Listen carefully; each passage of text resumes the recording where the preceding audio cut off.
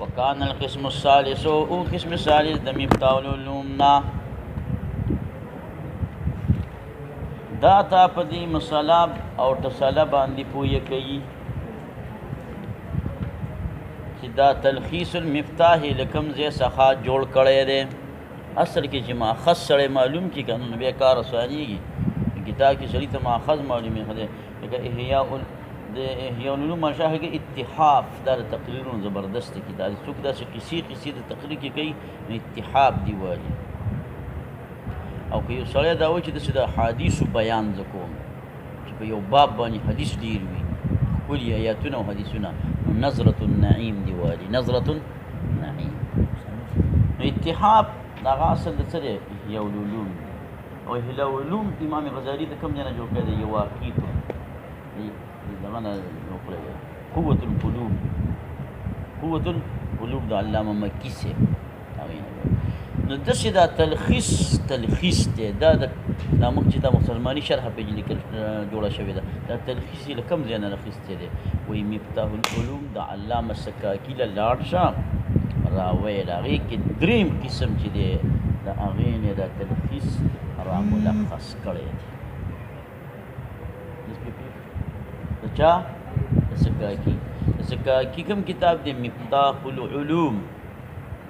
په هغې کې د ټول نه د صرف قسم ثالث نه دا را ملخص کړی تصنیفاتو طریقه هم دی چې مخکې نه اصلي کتاب چا سره موجود دي د هغې نه ته کار شروع کړي نو کار به څنګه ونیسي برابر به راشي خو په هغه زمانې کې به دا کار برابر چې یو قسم ثالث د مفتاح العلوم نه به کتاب ولیکل نو خلک به قبلاوه اوس به ته د یو دوه درې څلور پنځه لسونه نه لیکي بیا څوک نه قبلوي ښه کمال دا دی چې سړی د ډېرو نه ولیکي ما تفسیر لیکلی دی یعنې 140 تفاسیر مې پسې کتلي د هغې نه مې را خلاصه کړی دی او د هغې نه علاوه د شروحات او د حدیثو د 400 نه بره کتابونو نه ما لیکلی دی او په هر خبره باندې حواله ده په هره خبره سره مناسب حواله ده داسې د مشکات دا درس شو د ابوداود درس شو دا زما طالبان را کنټرول کوی نه شي یو طالب ده ووایي چې زه پې دا شرحه ګورم استاد مې پې دا ګوري استاد پې دا ګوري زه پې دا شرحه ګورم دلته د حجابي صاحب شاګردانه بل کال یې ما له راغی څو کال یې وشو د باجوړ والا عزیز مولي چې را دغه کمره کې ما وړه دوره ټوله به ما سره وه بیا به تدریس پړاوه هغوی ما ته وویل چې موږ د حجابي صاحب شاګردان یو موږ چې وی د استاد نه دی داسې خنده نو د هغه ماخذ معلوم کړي دا د کوم ځای نه لګېدل بیا بېغمه ګرځو بس هغه شرحه وله پیدا کړو ما صحیح ده تاسو اوسه پورې دا کارونه کړي دي که څه کال یم دا کار وکړو زما ماخذ یې معلومې کړی دی ما والله چې څپلی به پسې زه ګرځو نو نه موږ یې معلومه تاسې معلومه زما خو دومره شذولونه زه لګیا یم چې ته ویلی نه شم ته به کومه یو معلومه کال ختم شو خو زما ماخذ یې معلوم اوس ډېر تعلق ساتي څومره کلونه وړاندې ما دغه ټوټه د علم نه شروع کړی وړه دوره ما دغه کړی به دا شروع کړی به صیبه دومره تعلقات یې دي چې اوس دې وړوکي اختر کې دخون تړه بیا د سوچو غړو دوه سیره نو په خبره پېښې دا تر دې پورې تاسو له ترغیب در کوم چې تاسو تسلیف کوئ چې داسې تسلیف پکار دی تسلیف یې کار که درس هم کوئ چې هغې پسې تاسو خوارېګانې ډېرې کړي راځم وکان القسم الثالث دا قسم ثالث د مفتاح العلوم نام یعنی دا د مولا صاحب عبدالرحمن قزویني رحمت الله علیه د دې مفتاح العلوم د سکاکي نه اخذ ولې کوي هغه سم کتاب و ځکه یې اخذ وکړو و دا قسم ثالث د مفتاح العلوم نه الذي هغه چې تصنیف کړی و هغې لره فاضل علامه ابو یعقوب یوسف السکاکي تغمده الله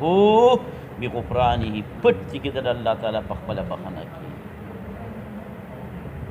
د دې تغمده الله بغفرانه د دې خزینه معنا وکړه خزینه معنا د ښځو معنا دا ده چې سره د خاورو دي خدای وبخي سره د خاورو دي خدای وبخي اعظم د هغه صنف فیه اعظم ما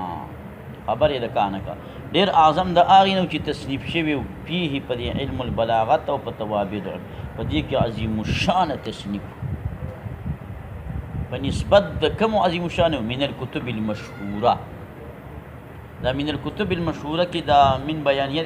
دا بیان دی د هغه چې تصنیف شوي وو ان د تصنیف شوو کتابونو کې د دې یوسف سکاکي والا کتاب قسم ثالث د مفتاح العلوم اعظم ما صنفو په دې ټولو تصنیفاتو کې د ټولو نه اعظم څنګه اعظم نو نور دقنته کتابونه نور چې کوم تصنیف شوي او دا دقنته چې د یو ځای نه بیا بل ځای ته وړو نو په 10 کسه بیا وړو په څو کسه بیا وړو وایي نه مړه نفعا په اعتبار د نفع څه غټو داسې غټ نه و چې په 10 کسو بیا دا کتاب وړو نفعا په اعتبار د نفع سره پوه شولئ دا تمیز دی د اعظمانه چې دا عظمت شانې په جسامه کې وو که په نفع کې وو په نفع کې وو یعنې کتاب به وړوکی په ایماندار کتاب به نفع به څه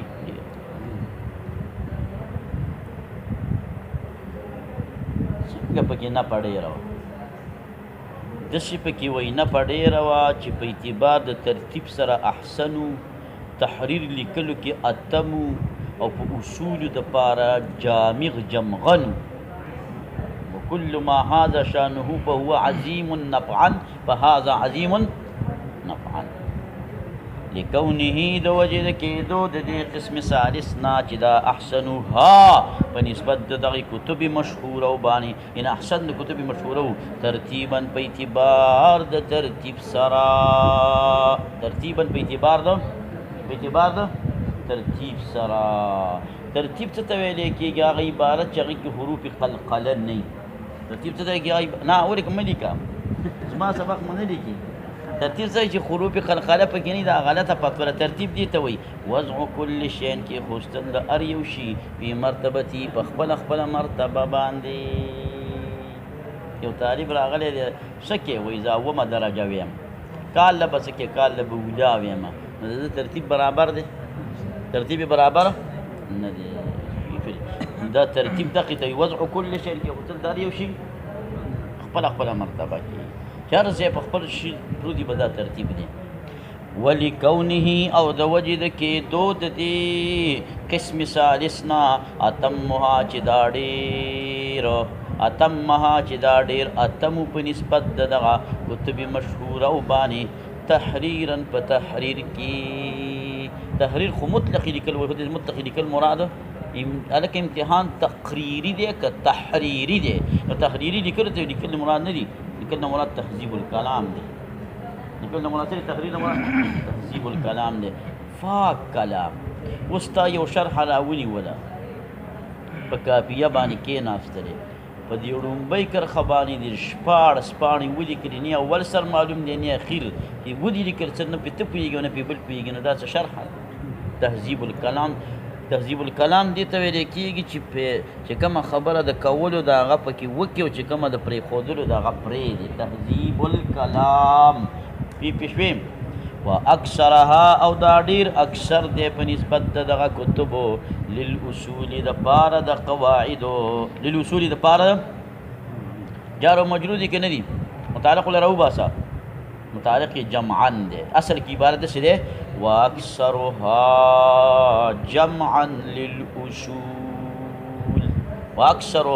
جمعا للاصول نو دا جمعا حذف شو للاصول او دا رسته جمعا دغه حذف شوي جمعا تفسیر واقع شو وإن أحد من المشركين دلته څه چل شوی دا استجارک دا مفسر دی او مفسر حذف شوی دی کوم دی کې راغلی دی وإن استجارك أحد راغلی وإن استجارك أحد تا ته چا وی دا ماته ویلی دي په خپله راته د عبارت وایي که نه دا ته اورې نه خبرې زما غوږونو کې بس تا ته خو دا ان وایي چې ګوره زه داخلېږم په پیل باندې ګوره زه نه داخلېږم په اسم باندې نو وان احدن څنګه ته په احدن باندې معلومیږي دا چې د ده مدخول شته دی خو موږ ته ښکاري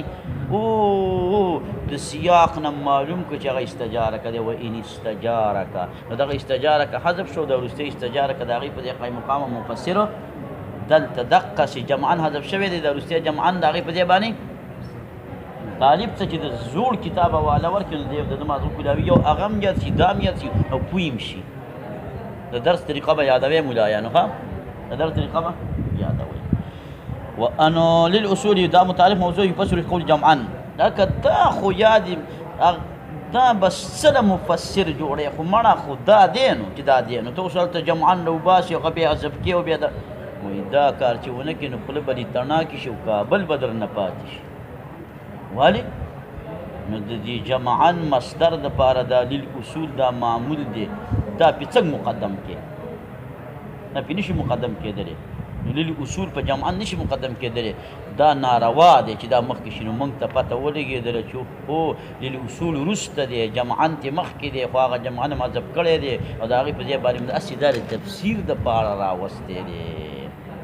ځکه معمول د مصدر نه متقدم کیږي علیه په چا باندې په مصدر باندې وس داسې غلي سکونډه وایي تازاني لکه دا سړی ډېر غټ دی نو کاره رد پې نه کوي، وایي چې لکه دې ته حاجت نه و. بس خبره دغه وه چې بس دغه دا جیز دی، خبره ختمه. لکه دا تقدیم جیز نه دی خو په جاري مجرور ظرف کې دا جیز دی، ظرف کې دا والحق حق چې دا جواز ذالک جواز د دې تقدیم د معمود د مصدر دی په ظروف کې للاصول خو ظرف دی لانها ځکه دا ظروف د هغې قبیلې نه دي چې کافي کېږي دې دپاره رائحة لږ شانته وي من الفعل د فعل نه، یعنې په ظروفو کې هغه کار روا دی چې هغه په غیر ظروفو کې روا نه دی. ولې تا ویلي چې په ظروفو کې توسع ده؟ ظروف کې سره مولوي صاحب تاسو وګورئ چې کوم ځای کې ظروف راغلي للاصول نو دې کې غټه توسع وي، دې غوټه کرخه ګیره کړي. د دروغجن خبره کرخه یې ټوله ګیره کړي، توسع پکې ده که نه؟ ظروفو کې توسع شته؟ څه توسع؟ بس دا د طوطیانو جبر او زده کړی ده. ګوره په ظروفو کې توسع دا ده چې وما من شیء الا وله ظرف، د دې پکې دپاره ظرف مکان دغه دی او ظرف زمان به موندلی. ستا دپاره دغه ظرف مکان دی، ظرف زمان به موندلی. په دغه پنسل چې سره دی دغه ظرف مکان دی، ظرف زمان. ته ماته یو شیز راوښیې په مخلوقاتو کې چې هغه دپاره ظرف نه وي. په ظروفو کې توسع ده چې هر شي ته شامل دی. دا وګرځېده په منزله د خپل محرم دې کور ته ننوتې شي او کېناستې شي د ښځو سره هر څه کوي شي محرم. دې کې توسع د کوم ځای نه راغله؟ توسع پکې دقه ده چې وما من شیء الا وله ظرف. دې پسې چې ما څونه مطالعه کړی و چې دې کې دا توسع د کوم ځای نه دا ولې پکې دا توسع دی؟ ګرځېدم ګړس چې په وایي د پیزانیه شرح د کافیه کې مې دا ټکي را پیدا کړو چې په ظروفو کې سره توسع وایي د پیزانیه شرح د کافیه 30 کاله د مصنف دا کتاب پړاو کو به پیچر هو لیکله دو زخیم جدن کې فواید پیزانیه شرح د کافیه یو په کافیه باندې سعدیه علی نکات الکافیه صرف په نقطو لګېدلې ده. ما څه په درې شرح چې ما باندې کافیه څه کول پړاو ولا راځه نو مولوي صاحب زه ته دا خبره کوم چې عبدالرحمن قزویني چې دا کتاب دومره ښایسته و دا قسم ثالث ته مفتاح القلوب نو خو پرېږده چې طالبان یې ووایي ته پې اوس لا بل کتاب د هغې نه جوړی یو لانجه سیوا کې خلک لانجې کموي او ته یې څه کې سیوا کې ستا دومره ښکلي کتاب را ملخص کولو ته او دومره کتاب کې ګوتو والو ته څه حاجت شته دی چې یو شي ښیي خو ښیي که نه دی وایي لیکن خبره داسې ده که مسون نه و د حشو نه حشوه پکې وه تطویل پکې و تاقید پکې و نو چې کم کار کې حشوی زایدي خبرې پکې هغه ته کټ کول غواړي که نه ما تې زایدي خبرې کټ کړي چې کم شي کې تطویل وي تطویل هغه حشوه کې خو بیا هم هغه زایدي خبرې چې لږه لږه پیاده پکې تطویل کې هغه خبرې چې ډول پیاده پکې نه وي داسې اوږدې خبرې چې پیاده پکې هغه هم تې کټ کړي او تاقید پکې و تاقید دې چې کلام غوټی څوک پې نه پوهېږي چې د دې څه مقصد دی نو ما لږ داسې آسان کوپر مې کړی وایي نه ما دا کار ځکه وکړو دا تلخیص مې د هغې نه ځکه